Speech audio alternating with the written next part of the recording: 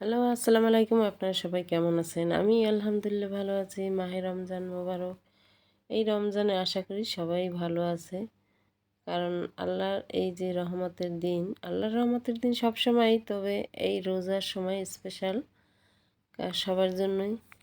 তো এই রোজায় সবাই ভালো থাকবেন আশা করি। কারণ এই যে দেখেন আমি আজকে বিরিয়ানি রান্না করছি।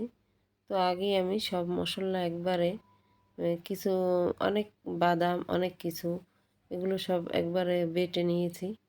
তারপর মাংসের সাথেই ওইটা আগেই মেখে নিয়েছি। তো ওটা আপনাদের আর দেখানো হয়নি, সময় খুব কম ছিল আমার হাতে।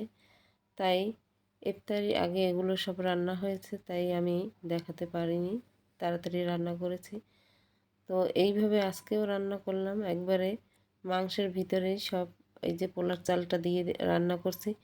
এইভাবে তো হয় রান্না করে না, তবে আমি রান্না করছি দেখি আমি এটা কীরকমের ভালো লাগে।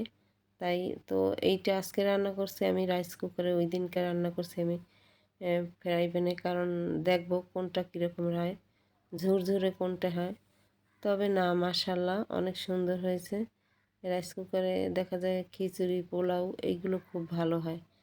তাই এইটা তো সেদিনকে আমি নিয়ে আসছি, আমার আগে দুইটা ছিল নষ্ট হয়ে গেছে, তারপর আবার সেদিনকে এইটা নিয়ে আসছি।